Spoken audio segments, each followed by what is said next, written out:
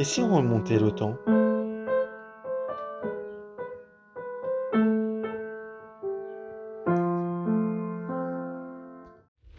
Français, c'est le cœur serré que je vous dise aujourd'hui qu'il faut cesser le combat. Le 18 juin 1940 a été et restera une date symbolique, gravée dans nos mémoires. Le général de Gaulle, encore inconnu des Français, s'adresse à ses compatriotes pour la première fois dans les studios de la BBC à Londres. Alors, et si on remontait le temps? Pour cela, accueillons Monsieur Gauthier, professeur d'histoire-géographie au lycée Sonia Delaunay à Cesson. Bonjour et bienvenue à vous, Monsieur Gauthier. Pouvez-vous vous présenter et nous dire depuis combien de temps vous êtes professeur d'histoire-géographie? Bonjour, je m'appelle Pierre Gauthier effectivement et donc je suis aussi au lycée Sonia Delaunay depuis une grosse dizaine d'années, ça doit faire 11 ans cette année, mais j'enseigne en fait depuis 1987, donc voilà, le temps est passé depuis. Et ben voilà, je suis tombé dans l'histoire tout petit et dès 10 ans je savais que je voulais être prof d'histoire et c'est ce que j'ai fait et avec toujours la même passion on va dire. Très bien. Alors, pour revenir sur notre sujet, donc c'est vraiment centré sur l'appel du 18 juin 1940. Donc, on voudrait savoir dans quel contexte se trouve la France à cette période-là, en mai-juin 1940. Alors, les éléments du contexte sont assez complexes parce qu'on est dans une période qui, au niveau politique, on va dire, au niveau international et au niveau social, est un petit peu particulière. Alors, au niveau politique, on est donc à la fin de la Troisième République. Il n'y a pas d'unité politique en France, hein. Les contestations qu'on voit aujourd'hui, elles sont très très anciennes. La France est assez déchirée depuis l'arrivée au pouvoir du Front populaire en 1936. Ça a cristallisé un petit peu les oppositions au Front populaire. L'extrême droite a pris beaucoup d'importance. La gauche aussi a pris beaucoup d'importance. Les Français sont extrêmement divisés. D'ailleurs, il y a une chanson de Maurice Chevalier qui paraît en 1939, juste au début de la guerre, qui s'appelle « Et tout ça, ça fait d'excellents Français », etc. Et quand on écoute les paroles, il décrit bien un monde social, mais complètement cloisonné, fractionné, avec de très très gros problèmes d'unité. Et puis à l'international, donc la guerre a été déclarée à partir du mois de septembre 1939, hein, après qu'Hitler, à la suite de maintes provocations depuis, on va dire, 1936, a finalement entraîné une réaction des démocraties qui, de 36 à 38, ont un peu laissé faire, en se disant, bon ben, il a fait ça, il ne demandera pas plus. Hein, c'était un peu la politique des Anglais, de Chamberlain, de jouer ce qu'on appelait l'apaisement. On ne va pas déclarer la guerre pour ça. Et puis à partir du moment où Hitler, au début de l'année 39, commence à s'en prendre à la Pologne, à avoir des revendications sur la Pologne, là, au niveau des démocraties, l'Angleterre, la France, ça se tend beaucoup plus. Et finalement, on a une entrée en guerre qui est déclarée le 2 septembre pour les Anglais, le 4 septembre pour les Français. Cette guerre, au début, c'est ce qu'on a appelé une drôle de guerre, c'est-à-dire qu'en fait, il ne se passe rien sur le front de l'Ouest. Hitler s'attaque à la Pologne dans un premier temps, hein, au début du mois de septembre. Puis après, il retourne ses forces sur le nord de l'Europe. Il attaque le Danemark, la Norvège, la Suède. Les Français commencent à intervenir avec une opération navale qui a lieu en Norvège, mais qui n'a pas beaucoup de conséquences. Et puis dans le même temps, Hitler essaye de dire aux Anglais, mais vous n'allez pas aider les Français, ça ne sert à rien, on vous aime bien, sortez du conflit. En même temps, côté français, où les troupes sont mobilisées donc dès le mois de septembre, il essaye de démoraliser les troupes en disant mais vous n'allez pas faire la guerre, on vous veut pas de mal, etc. Et donc du coup, de septembre à mai, il n'y a absolument aucun combat. Donc c'est pour ça qu'on a appelé ça la drôle de guerre, ce qui n'est pas forcément évident parce que pour le pouvoir politique, il faut maintenir les troupes mobilisées et dans le même temps, il n'y a pas de combat. Donc c'était compliqué. Et puis donc, Hitler commence à attaquer la Belgique à attaquer la France en passant par la Belgique et les Pays-Bas le 10 mai. Et puis, il attaque au niveau des Ardennes le 13 mai. Donc, cette attaque, elle est extrêmement rapide. Hitler joue sur la rapidité du déplacement de ses troupes. Il joue aussi sur la surprise. C'est-à-dire qu'il fait passer une grande partie de ses troupes par les montagnes des Ardennes, qui ne sont pas très hautes, mais qui n'étaient pas du tout propices à une attaque par ce coin-là. Et d'ailleurs, les troupes françaises n'attendent pas du tout les Allemands ici. Donc, la progression allemande, finalement, elle est assez rapide par les Ardennes. Et d'une certaine façon, les troupes françaises vont se retrouver prises en sandwich entre ces troupes allemandes qui passent par les Ardennes et qui vont décider de remonter vers le nord, et une autre partie des troupes allemandes qui passent par les Pays-Bas et la Belgique en violant la neutralité d'ailleurs de ces pays et en attaquant. Et donc fin mai, l'essentiel de l'armée française se retrouve complètement encerclé. Ça donne ce qu'on appelle la bataille de Dunkerque qui a lieu fin mai, début juin. avec un espèce de sauve-qui-peut de la part des Anglais qui essayent de sauver ce qu'ils peuvent de l'armée qui est coincée sur la plage de Dunkerque en envoyant tout ce qui flotte pour essayer de ramener les soldats britanniques, bien sûr, dans un premier temps, mais aussi français. Et en fait, ils réussissent quand même à ramener 300 000 personnes dans des conditions extrêmement compliquées parce que les Allemands profitent pour pilonner tous les soldats qui sont sur la plage, quoi. On est vraiment complètement le dos à la mer. Et il y a 1,5 million à peu près de soldats qui sont faits prisonniers début juin. À partir de ce moment-là, se pose la question, politiquement parlant, est-ce qu'il faut continuer la guerre dans ces conditions-là ou arrêter et signer l'armistice? Et ce qui est décidé politiquement, ça va être le choix de l'armistice en appelant le maréchal Pétain le 16 juin. Je fais à la France le don de ma personne pour atténuer son malheur. En ces heures douloureuses, je pense aux malheureux réfugiés qui, dans un dénuement extrême, sillonnent nos routes. Je leur exprime ma compassion et ma sollicitude. C'est le cœur serré que je vous dise aujourd'hui qu'il faut cesser le combat. Je me suis adressé cette nuit à l'adversaire pour lui demander s'il est prêt à rechercher avec moi, entre soldats, après la lutte et dans l'honneur, les moyens de mettre un terme aux hostilités. Que tous les Français se groupent autour du gouvernement que je préside pendant ces heures, pendant ces dures épreuves, et fassent taire leur angoisse pour n'obéir qu'à leur foi dans le destin de la patrie. Pourquoi dans ces cas-là, le général de Gaulle prend la parole donc 2 jours après le 18 et aujourd'hui, en 2021, ce discours-là nous est présenté comme étant un discours historique. On voulait savoir qu'est-ce qui a fait de ce discours un moment qui restera dans les livres d'histoire. Alors, plusieurs choses. Déjà, on va rappeler qui est De Gaulle au mois de juin, parce qu'en fait, De Gaulle, c'est un inconnu, totalement inconnu. En fait, c'est un militaire qui a fait carrière dans l'arme blindée, c'est-à-dire en fait dans les chars. Parce qu'en fait, on est à une époque où au niveau de l'état-major de l'armée française, il y a une bataille, on pourrait dire, entre les anciens et les modernes. Les anciens, ils sont un peu incarnés par le maréchal Pétain.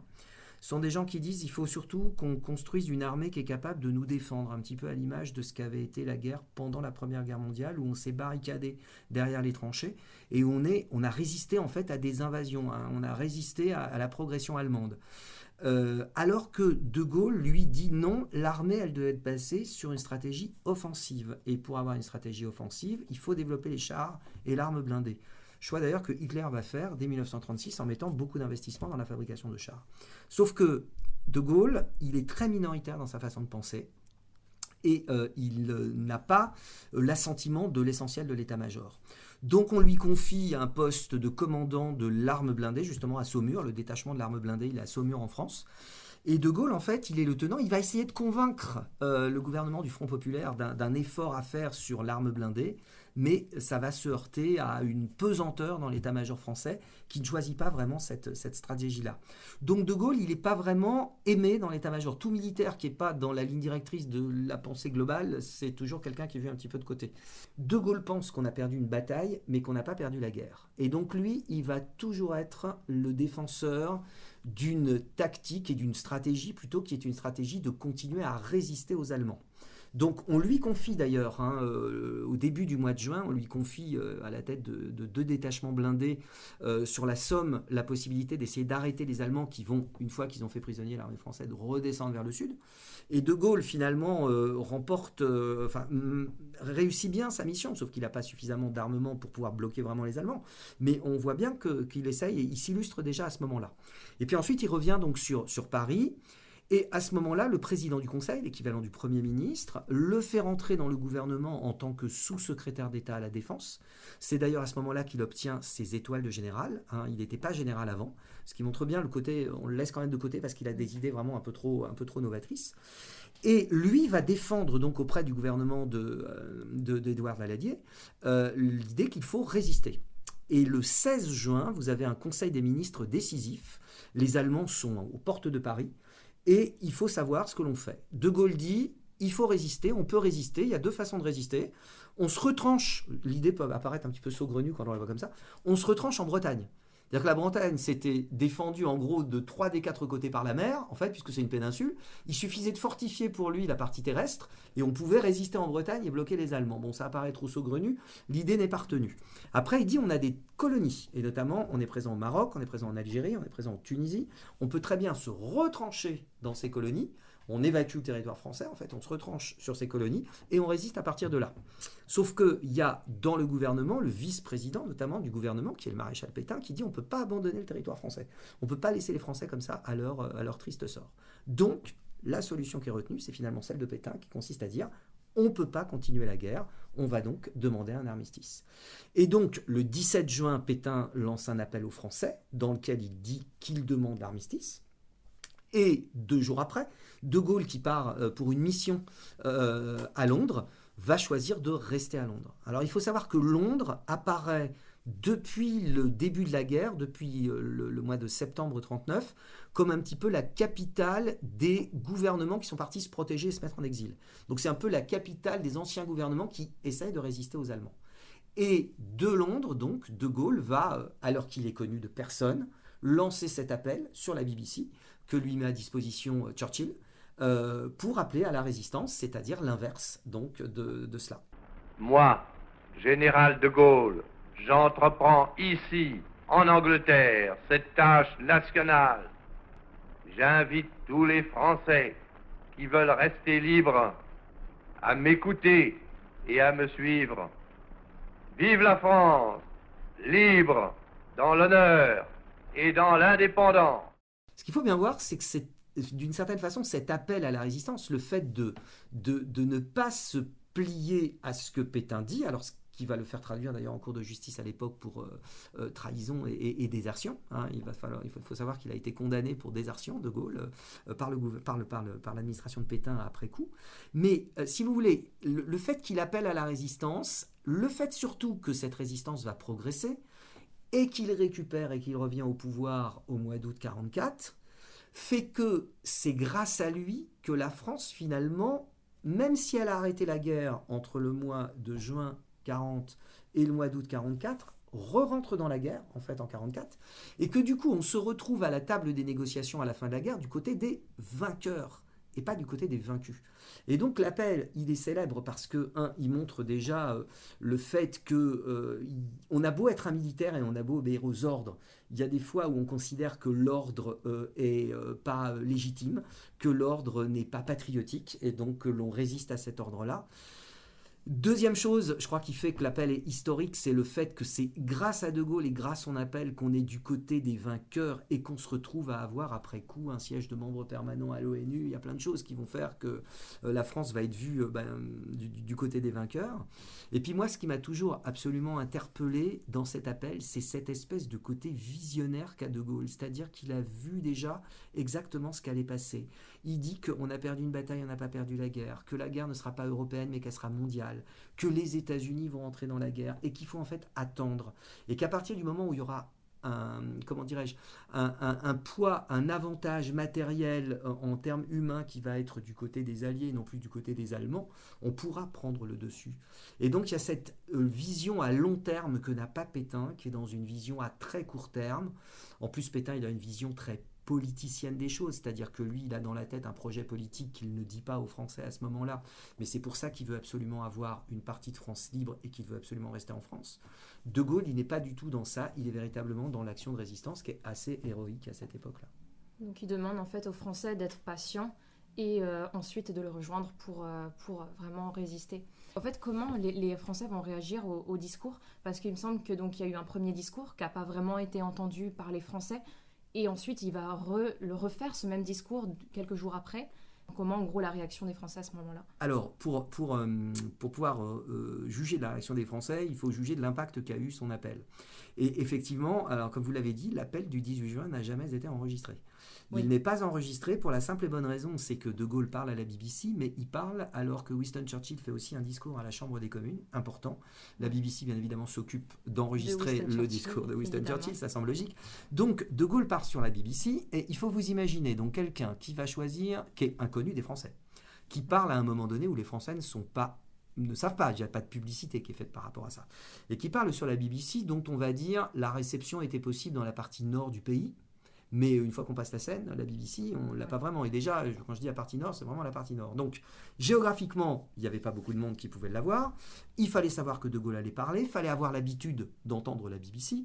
Voilà, ça fait beaucoup de choses, qui fait que très rares, en fait, sont les Français qui ont entendu l'appel vraiment du 18 juin. Et De Gaulle le sait bien. Et c'est pour ça qu'en gros, pendant 2 mois derrière, il va ressasser à peu près le même discours que l'on va entendre. Et le plus ancien que l'on a, c'est le discours du 20 de Gaulle, du 20 juin, qui a été enregistré cette fois-ci. Il dit exactement la même chose, il prend des mots un petit peu différents, des phrases un peu différentes, et il martèle ça pour que ça passe, sachant que les Allemands font déjà très attention à la réception de la BBC dans le nord de la France, puisqu'ils savent très bien que Londres essaye de communiquer comme ça, que De Gaulle n'est pas connu, et que donc, il y a peut-être, on va dire pendant l'été 40, il y a quelques centaines de personnes qui vont entendre De Gaulle et qui vont le rejoindre. Mais c'est finalement assez réduit.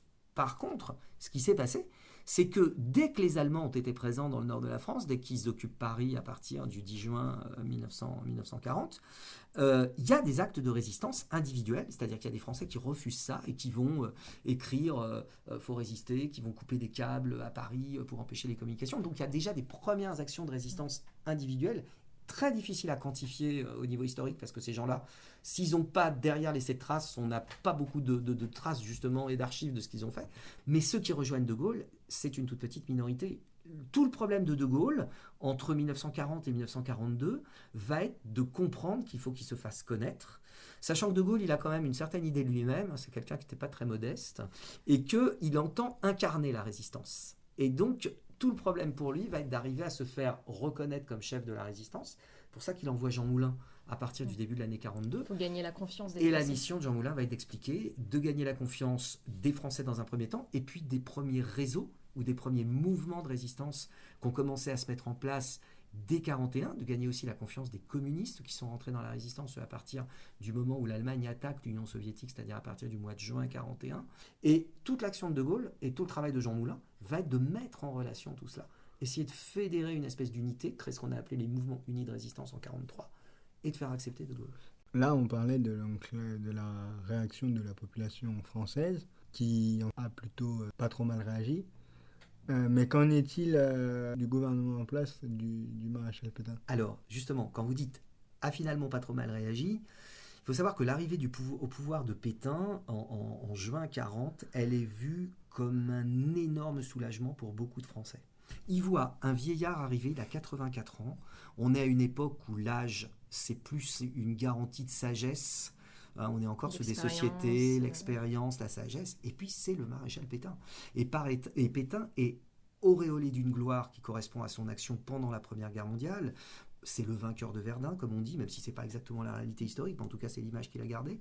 C'est l'homme qui règle le problème des mutineries en 1917, qui aurait pu faire aussi de gros problèmes dans l'armée française. C'est quelqu'un qui a toujours été à l'écoute de son armée, qui est très populaire dans l'armée, qui devient extrêmement populaire en France dans les années 20 et 30.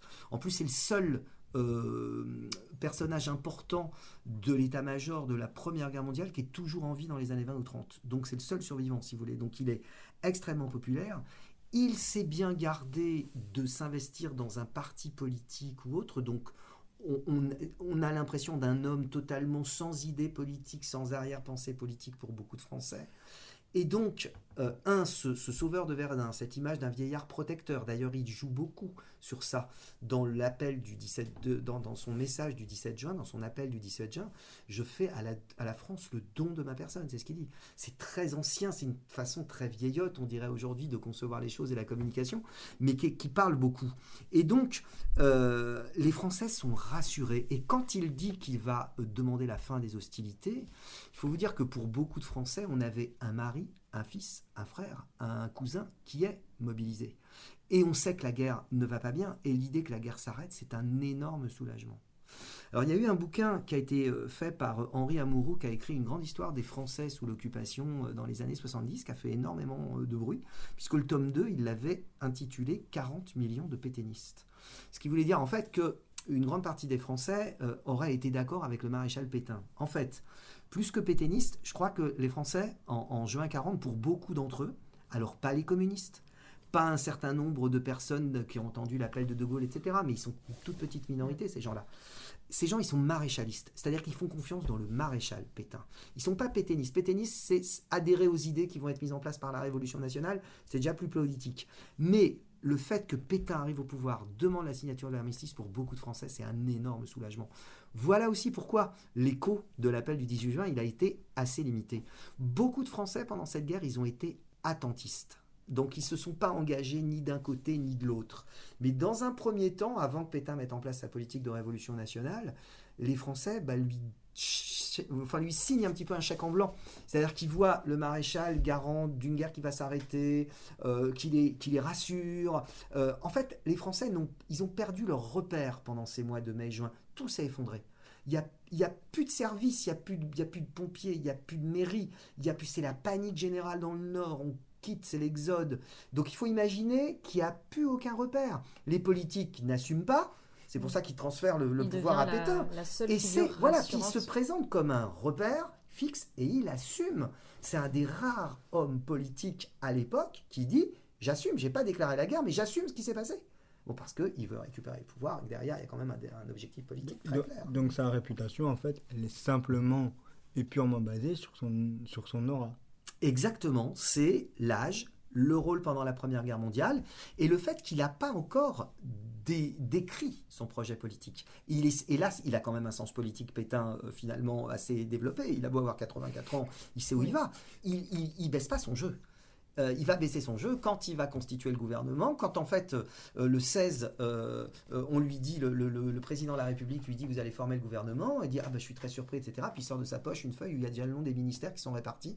Voilà, il a déjà préparé son coup, mais il est très habile, il se sert de sa popularité, il se sert de son aura, il se sert de son prestige, un prestige qui est quasi presque surnaturel, quoi. C'est un maréchal et pour les Français c'est un être extraordinaire, quoi. Et De Gaulle n'a pas ça.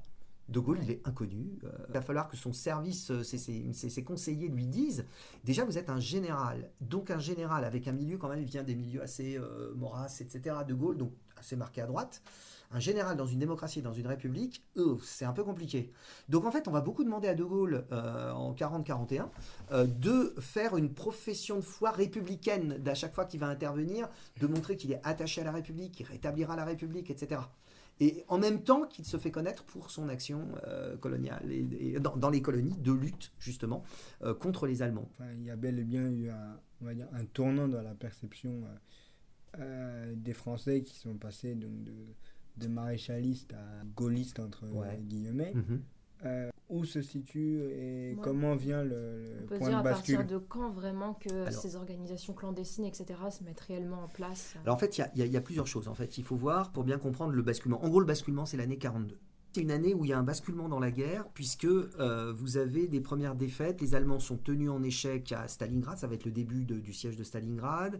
Il y a la bataille d'El Alamein qui va avoir lieu au mois de novembre 42, c'est la fin de leur expansion sur l'Afrique. Et dans le même temps, dans le Pacifique, les Américains commencent à reprendre le dessus sur les Japonais. Donc on est déjà à un tournant de la guerre. Deuxième chose, 42, c'est le moment où les Français voient quel est le véritable projet politique du maréchal Pétain. La révolution nationale se met en place, travail, famille, patrie. Ils se rendent compte qu'il n'y a plus de liberté, ils se rendent compte que la démocratie est en train de passer à la trappe d'une certaine façon. Et puis, c'est le début de la politique de déportation que commence à approuver le maréchal Pétain sans s'y opposer. Et ça interpelle les milieux catholiques, ça interpelle des milieux intellectuels en disant mais comment vous, le maréchal, vous pouvez au moins ne pas protester contre ça. Et donc, il commence à y avoir un basculement par rapport à cela. 42, c'est aussi le moment où on demande à des Français d'aller travailler en Allemagne pour permettre à des prisonniers français de revenir. Ça s'appelle, dans un premier temps, la relève, mais c'est basé sur le volontariat, ça ne marche pas du tout, les Français ne partent pas. Et ça va donner, en février 43, la loi du STO, le service du travail obligatoire, où là, on oblige les jeunes qui auraient dû faire un service militaire à aller travailler en Allemagne. Et ça précipite énormément de jeunes dans la résistance. Dans le même temps, les fameux mouvements réseaux dont on a parlé tout à l'heure, le Parti communiste aussi, ont développé leur action. La résistance, elle prend de l'importance. Et l'action de Gaulle, à travers Jean Moulin, commence à porter ses fruits en 1943 avec la création des mouvements unis de résistance. Dans le même temps, De Gaulle travaille beaucoup avec les Anglais depuis les colonies d'Afrique et reprennent du territoire petit à petit aux Allemands. Donc vous avez d'un côté une résistance qui s'amplifie en termes de personnes, dont l'audience s'amplifie aussi sur le territoire français à cause de la Révolution nationale. Vous avez un Pétain qui se démasque, d'accord ? Donc il est de plus en plus difficile pour les Français de rester attentistes. Ou alors ils acceptent et ils marchent avec Pétain, ou alors ils marchent avec De Gaulle. Et de plus en plus vont aller vers De Gaulle. Dans le même temps, De Gaulle commence à être connu, reconnu. Il est petit à petit accepté déjà par Roosevelt. C'était très compliqué pour le président des États-Unis de l'accepter comme un leader et comme le chef de la résistance en France. Mais finalement, Roosevelt, qui est vraiment conseillé et presque forcé par Churchill, qui a énormément aidé De Gaulle avec des passages très orageux dans leur relation, parce que De Gaulle était quelqu'un de très très difficile à baigner. Il n'a pas de moyens, il n'a pas d'hommes, il n'a pas de matériel, il n'a pas d'argent, mais il veut décider de tout, quoi. Donc c'est vraiment, ça a été très compliqué. Il y a eu quelques engueulades célèbres entre Churchill et De Gaulle, mais à la limite de la rupture même quelquefois. Tellement Churchill n'en peut plus de Gaulle à certains moments. Donc on doit énormément, De Gaulle doit énormément à Churchill, et d'ailleurs il sera très reconnaissant à la fin, une fois que la guerre sera finie, et lors des obsèques de Churchill, où il fera un discours magnifique à ce moment-là. Du coup, tu nous parlais de la résistance. Comment finalement elle arrive à se structurer, on va dire, et que pas rester, on va dire, des actions solitaires éparpillées? Alors, il y a plusieurs éléments qui vont faire prendre de l'action, enfin prendre de la force au mouvement. On a donc à Londres ce qu'on va appeler les forces françaises libres. Ce sont donc toutes les personnes qui ont rejoint De Gaulle à Londres et qui constituent une armée qui va participer avec les Britanniques aux différentes opérations en Afrique. À l'intérieur du pays, on a ces mouvements, ces réseaux, ces communistes qui en gros en 41, 42 fonctionnent à peu près chacun en circuit fermé, chacun se fixant des objectifs mais sans aucune concertation. Donc il y a un premier élément qui est l'effort de coordination qui a été entrepris par Jean Moulin, qui a mis tout le monde en contact, qui a essayé de créer une espèce de conseil politique de cette résistance, de la structurer, en essayant de faire passer l'idée que De Gaulle était un chef de la résistance. Donc ça l'a structuré. Ça a été très compliqué pour les communistes d'accepter, et ça a été compliqué parce qu'à partir du moment où on a commencé à coordonner les choses, tout étant en relation, si un tombait, c'était le risque que j'ai évoqué tout à l'heure, tout le monde risquait de tomber. D'accord ? Donc ça a été compliqué. On se souvient que Jean Moulin, en plus, il est dénoncé. En 1943, il est arrêté par la Gestapo et torturé pour essayer de faire tomber les choses. Il ne parlera pas. Il va mourir en captivité quand il va être déporté. Mais il a permis d'avoir de créer ce bloc quelque part. Hein. La deuxième chose, c'est qu'il faut voir que les moyens, les Anglais font ce qu'ils peuvent pour envoyer des munitions, pour envoyer des choses éventuellement, des conseillers, même des militaires qui sont parachutés, mais c'est très compliqué parce que les Allemands surveillent énormément, donc on se débrouille en gros avec les moyens du bord. On n'a pas pu bénéficier d'une structure financière très très forte avant 1944. Et c'est vrai que quand on voit le nombre de Français petit à petit qui rentrent dans la résistance, en fait, on peut se dire que la volonté de combattre les Allemands devient même plus forte que la peur, parce qu'ils peuvent vraiment être torturés à n'importe quand, être attrapés à n'importe quel moment. Exactement. Donc en fait, il y a une... Et là, le tournant, c'est vraiment le service du travail obligatoire en 1943.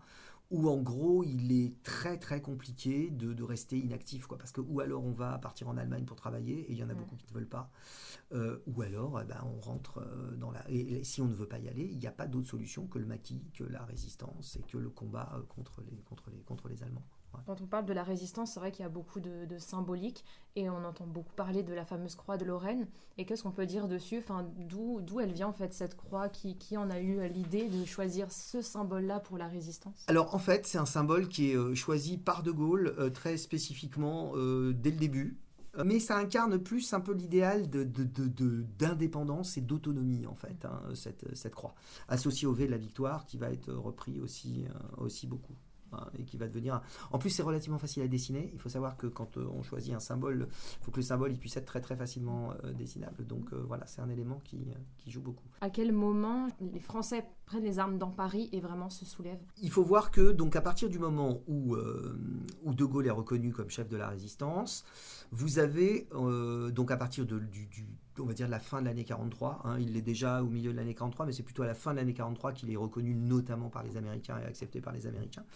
Déjà, il prépare la relève, quelque part. Il prépare l'après-Pétain. Donc, ça veut dire qu'il met en place l'idée d'un gouvernement provisoire qu'on mettra en place dès que le gouvernement Pétain sera parti. Un gouvernement provisoire de la République française, donc c'est très clair. Avec un programme qui est le programme du Conseil national de la résistance, qui est en fait un programme mis en place par des représentants des réseaux de résistance, des anciennes formations politiques, des anciens syndicats. Voilà, vous avez un conseil qui se met en place. Et qui met en place ce fameux programme dans lequel on dit qu'on va nationaliser des secteurs, qu'on va créer la sécurité sociale, qu'on va donner le vote des femmes, très inspiré du programme des communistes en fait. À ce moment-là, il y a beaucoup d'éléments qui viennent du programme des communistes. Et dans le même temps, donc, il faut coordonner l'action militaire. Donc en fait, les Américains ont prévu un débarquement, parce que les soviétiques, depuis 1943, depuis la bataille de Stalingrad, sur laquelle ils prennent le dessus sur les Allemands, à partir de ce moment-là, si vous voulez, l'armée russe va commencer à repousser à l'est les Allemands, et ils vont les repousser d'est en ouest.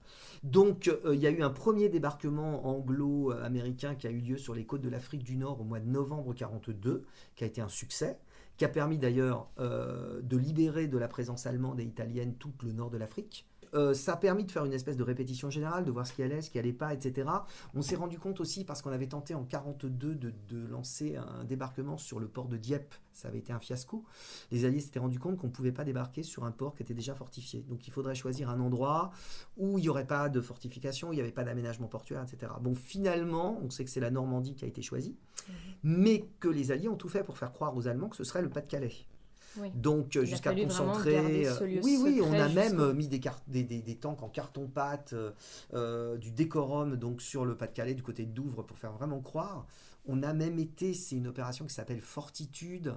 On a fait tomber des réseaux de résistance français intentionnellement entre les mains des Allemands, en les intoxiquant, ces réseaux, avant, leur faisant croire véritablement et préparer un débarquement là.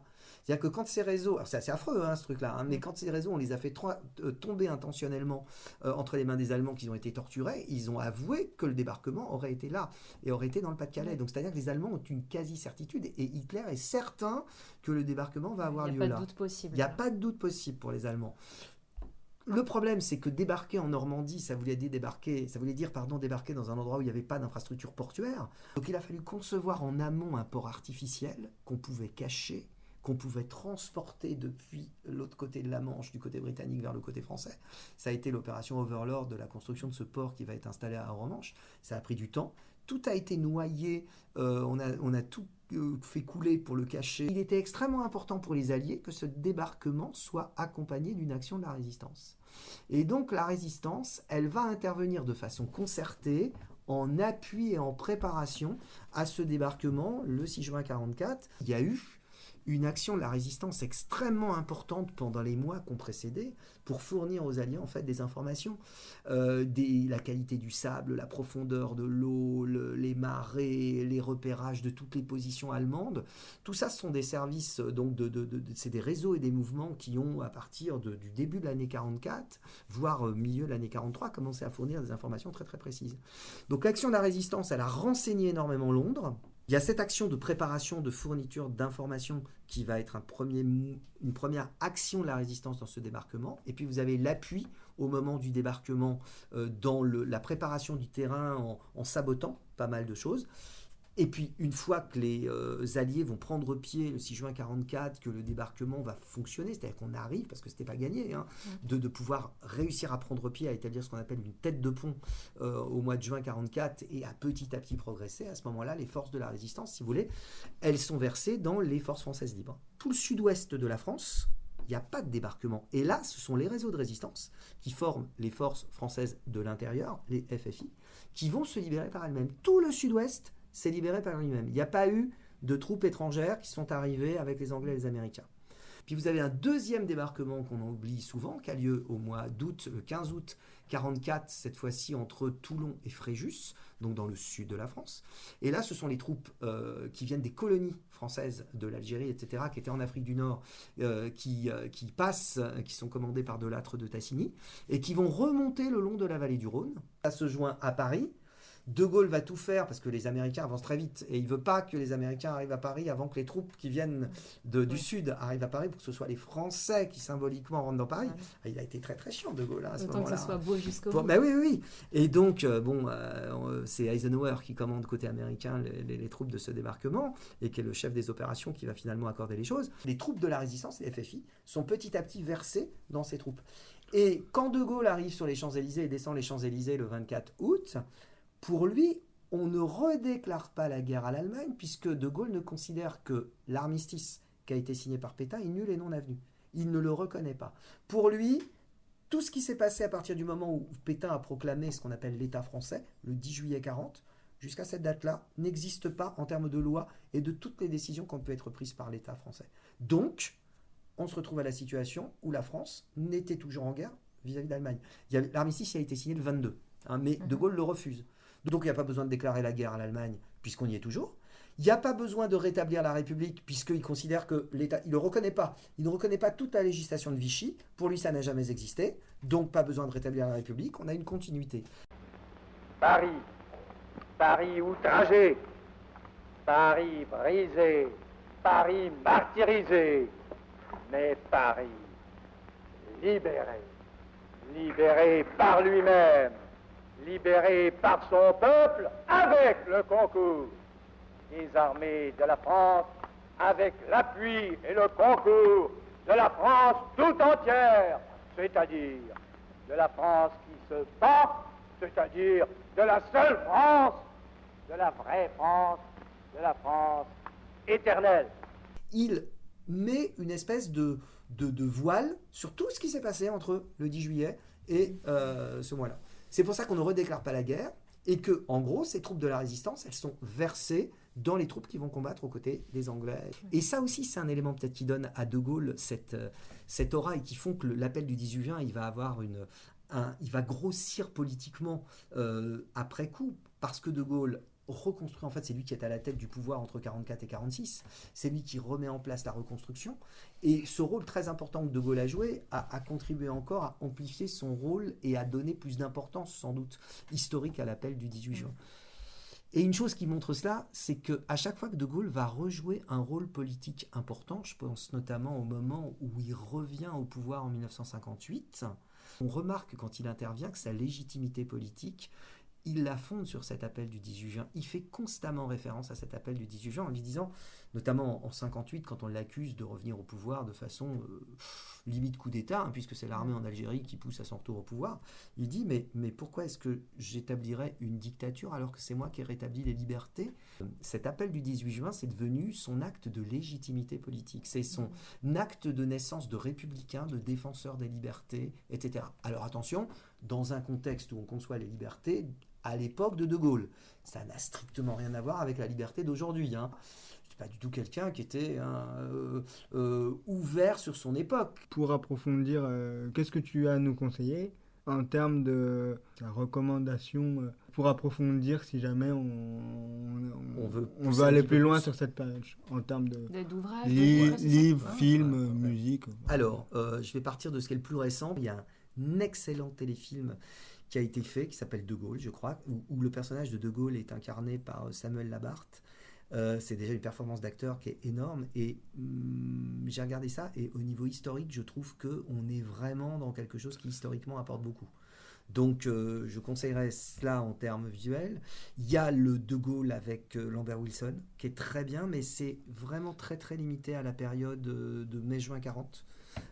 Et c'est un peu le De Gaulle un peu intime, un peu l'homme. Alors le téléfilm aussi qui est passé sur la 2 avec Labarthe, il est aussi un peu un De Gaulle intime. On voit notamment la relation très particulière qu'il a eue. Ils avaient une fille qui était handicapée, qui était trisomique, et il avait une affection, et on découvre un De Gaulle hypersensible. Bon, en termes de lecture, il y a beaucoup de choses. Il y a une biographie qui est une biographie très très solide sur De Gaulle, qui est celle de Jean Lacouture, qui date un petit peu, mais qui est un ouvrage très solide, en plus par quelqu'un qui n'est pas forcément un partisan de De Gaulle. Notamment, c'est quelqu'un qui en 68 était un petit peu plutôt du côté de Pierre Mendès France et de François Mitterrand plus que de Charles de Gaulle, mais qui a beaucoup d'objectivité subtilité dans la façon de traiter le personnage. Après, bien évidemment, il y a énormément de livres, si vous voulez, sur la période qui est la période de la France de Vichy. Même de la résistance, etc.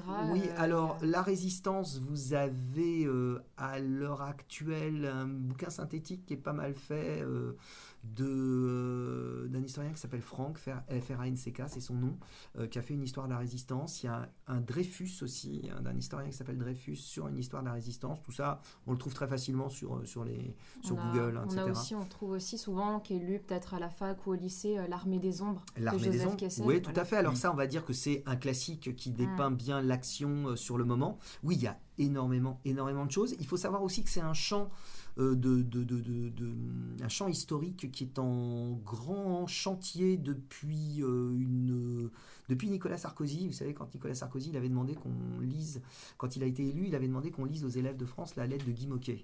Oui.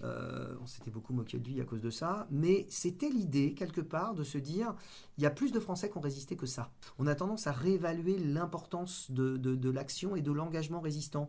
Et il y a plein de gens qui ont fait des petites choses, qui ont caché des enfants juifs, qui ont caché un Anglais, qui ne l'ont pas dit à la fin de la guerre, qui n'ont pas du tout fait publicité par rapport à ça.